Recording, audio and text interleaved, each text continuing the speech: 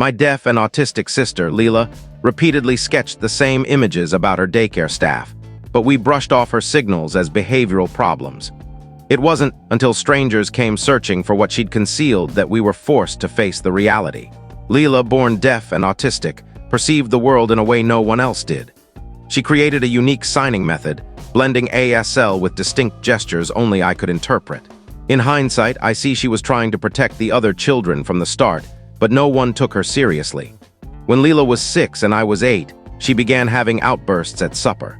She'd sign urgently in her special language about Ethan, using a new gesture that mimicked someone snapping a photo. Ethan, 16, was a volunteer at his grandparents' daycare, where Lila attended 3 mornings weekly. His family was like local royalty. They'd operated the daycare and owned several town shops for 2 decades, and Ethan was the golden child destined for a career in special education. My parents, overwhelmed with a newborn and Dad's long work hours, thought Lila's renewed bedwetting was due to stress. Ethan's mom explained that he'd once assisted Lila in the bathroom after an incident. He admitted it was a mistake to be alone with her, but insisted he was respectful, suggesting Lila misunderstood. He penned a heartfelt apology about not knowing protocol, and my parents accepted it, but Lila's behavior worsened. She began stashing toilet paper under her bed and sleeping in my room. She'd panic if anyone tried to help her change, refusing to use any bathroom but ours at home. Her drawings grew repetitive, showing stick figures in a bathroom with rectangular shapes that could have been phones or cameras. I was only 8, but I sensed something was off. I noticed Lila's worst days were Wednesdays and Fridays, so I started keeping track. Those were early dismissal days when Ethan was at the daycare in the mornings, not afternoons as everyone assumed. When I told my parents, they thought I was envious of Lila's attention and suggested she had a crush on Ethan. Then another child, Noah, showed similar signs. He had Down syndrome and suddenly developed bathroom fears, drawing camera-like images. His mom pulled him out and contacted CPS. The investigation stalled because most kids at the daycare were nonverbal or had communication difficulties, making interviews challenging. Ethan offered to interpret, which made him seem heroic. Lila clammed up during her interview, refusing to sign even to me. 5 years passed slowly. Lila learned standard ASL, but still used her unique signs for anything related to the daycare. She remained terrified of public restrooms despite therapy. Ethan went to college for special education, still volunteering while his grandparents expanded to a second daycare. Everyone forgot the CPS case except me. I kept Lila's drawings hidden in my closet, wondering if I was paranoid for still suspecting something. Then came Sophie, a verbal child who told her mom outright that Ethan took pictures in the bathroom. Police uncovered a hidden camera and searched Ethan's apartment. In his desk, they found Lila's drawings from 5 years earlier. When I told Lila about his arrest, she finally signed the full story. Ethan had been photographing kids during bathroom assistance, claiming it was medical documentation approved by parents. He used a candy reward system to keep the bathroom secret. Police cracked his encrypted drives, finding hundreds of images from when he was 16. Lila, Noah, and dozens of others were among the victims. He'd been selling the material on the dark web to buyers requesting specific types of children. At trial, Lila testified via video with me translating. The prosecutor asked why she never told anyone, and she signed, "I tried. Every day. No one got it." That shattered me because she was right. She'd been shouting the truth in her own way, and we'd let her down.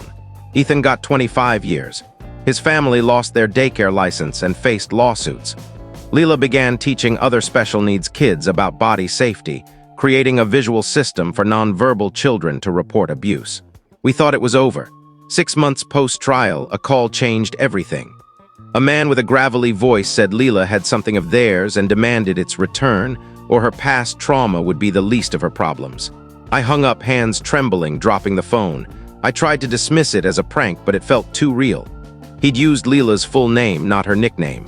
I didn't tell my parents right away. They were finally less stressed. Instead, I went to Lila's room where she was sketching butterflies, part of her new therapy. I signed, asking if anyone at the daycare gave her something to keep. She paused, her big brown eyes seeing more than most realized, and made a new sign, hiding and fear combined. Her hands shook. She pulled an old shoebox from her closet, filled with beach rocks and shells. At the bottom, wrapped in a worn friendship bracelet, was a small plastic bag with dirt. She signed that Lucas, another daycare worker, told her to hide something in her backpack during the bad bathroom time.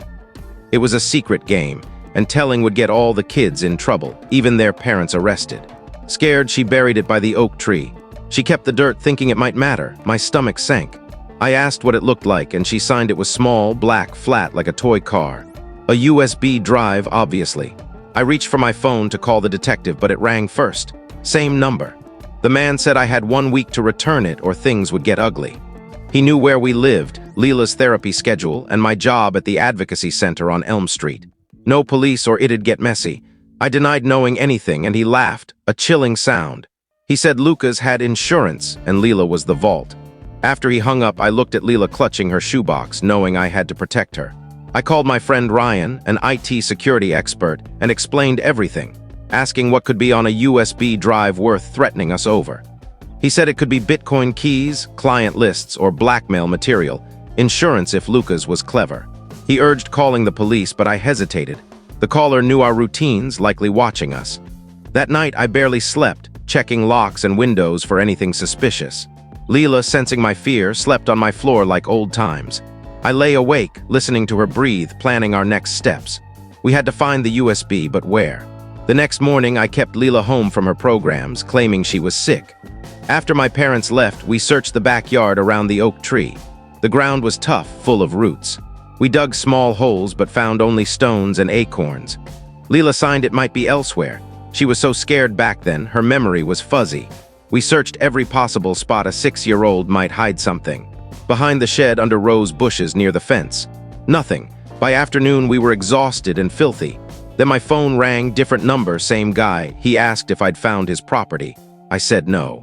He went silent, then said I wasn't taking it seriously. Maybe I needed a push. He mentioned Lila's Thursday therapy at 3:30 and her bathroom routine before leaving. A shame if old fears returned. I felt ill. This guy had been watching us. I said a 5-year-old USB buried by a scared kid wasn't easy to find. He gave me 6 days and hung up. That night, I told my parents everything. Dad's face hardened. Mom cried. They wanted to call the police, but I explained the threats. Dad dismissed them, but Mom understood my fear after Lila's ordeal. We agreed to keep searching while staying cautious. Next morning, Dad stayed home and we gridded the backyard. We borrowed a metal detector from our neighbor, Mr. James, a treasure-hunting hobbyist. He asked what we were after, and Dad said Mom's lost earrings. We scanned all day, finding only nails and bottle caps. Lila watched, signing vague memories. She recalled Lucas giving her a tiny plastic bag like for jewelry, and it was raining that day. Her shoes got muddy. That pinpointed October 5 years ago during a stormy week, but still no luck. On day 3, we'd torn up half the yard and neighbors were curious. Mrs. Linda brought lemonade, asking about our project. I said we were prepping for sprinklers while Dad kept digging. My phone stayed silent, which felt worse. I braced for it to ring. That afternoon, Lila brought her old kindergarten backpack from the basement. Inside a small pocket was a crumpled paper, a crayon map of our house and yard with an X by the fence's back corner. My pulse raced. We dug there, and 8 inches down, my shovel hit something solid, not a rock, but smooth. It was a small mint tin. Inside, wrapped in plastic, was a USB drive, dirty but intact. We stared at it, this tiny thing causing so much chaos. I wanted to check it, but remembered Ryan's warning about viruses or trackers. We cleaned up, and I called Ryan. He came over with his laptop, working in the garage while we watched anxiously. It took an hour to access the drive. Water had seeped in, but he recovered most data. When he opened a folder, his face paled. He showed us, and I understood why it was so valuable. It wasn't just client lists. Lucas had documented everyone in his network, names, addresses, payments, even photos of some. The worst was a folder labeled Protection. It held emails and chats between Lucas and someone named Victor Shaw, who'd mentored him. Victor had run a similar operation for years before recruiting Lucas. His network dwarfed Lucas's. Ryan copied the data to multiple drives, encrypting them. He said this was huge and needed the FBI, but I worried about Lila's safety. The caller forbade police. We decided to wait until morning. Ryan took a copy for safekeeping. That night around 3 a.m., a car crept past our house. It might have been nothing, but I saw it circle twice. Dad grabbed his bat and checked outside. The car sped off. We knew things were getting dangerous. Next morning, my phone rang, private number. A younger, nervous voice said Victor was impatient. Deliver the drive today alone at noon to an old warehouse district address. No police, no family. I knew going alone was foolish, but Dad refused to let me. After arguing, Mom suggested they follow and park nearby, calling 911 if I wasn't out in 30 minutes. The warehouse area was desolate, crumbling buildings, broken windows, weeds. The address was a rundown office building. I parked, gripping a decoy USB Ryan made with some real files but not Victor's folder. It'd pass a quick check. Inside, it reeked of mold and smoke. A young guy, mid-20s in a low cap, waited in the former lobby. He looked jittery, checking his phone. He asked for the drive. I showed it, but demanded to know about Victor first. He gave a forced laugh, saying Victor was no concern if I handed over the drive and forgot everything. Lucas was careless for keeping records, but Victor wanted loose ends tied. No one else had to get hurt. His tone implied others already had. I gave him the decoy. He checked it on a tablet. My heart pounded as he scrolled. He nodded, pocketed it, and turned to leave. Then an older man, maybe 50s, with gray hair and icy eyes, entered from a back room. Victor, I assumed. He looked at me like I was nothing. He asked if anyone else saw the drive's contents. I lied, saying no. He mentioned Lucas making copies and asked where they were. I denied knowing. The younger guy shifted nervously. Victor stepped closer, his cologne sharp and expensive. He said I seemed smart and loved my sister. It'd be tragic if Lila faced more trauma. The threat was clear. I said he had what he wanted, leave us alone. He smiled coldly, saying we'd never hear from him again if no copies surfaced. They left and I waited 5 minutes before exiting, legs trembling. My parents were across the street. Dad rushed over. I collapsed in their car, sobbing. We went straight to the police. I was done being afraid. These people had to be stopped. Detective Sarah Lopez from Lucas's case was still there. She was angry we hadn't come sooner but understood our fear. She said they'd been hunting Victor for months. Buyers had mentioned an older supplier, but they lacked a name or face until now. She took the real USB and our statements, promising quick action but urging us to stay somewhere safe. A family friend had a cabin 2 hours away. We packed fast. Lila didn't get why we were leaving but trusted us, bringing her art supplies and stuffed bear. I brought her old drawings, feeling they mattered. The cabin was small, no cell service. A relief. We spent 3 days playing games, pretending all was well. Lila seemed happy, drawing our family doing normal things, cooking, walking. It was her vision of a fearless life. On day 4, Detective Lopez called the cabin's landline. They'd arrested Victor Shaw, who'd run his operation for over a decade, recruiting Lucas at 15. The USB had everything, financials linking him to 12 others nationwide. They'd found his client list, arresting over 30 people, teachers, coaches, even a dentist, prominent figures like Lucas's family.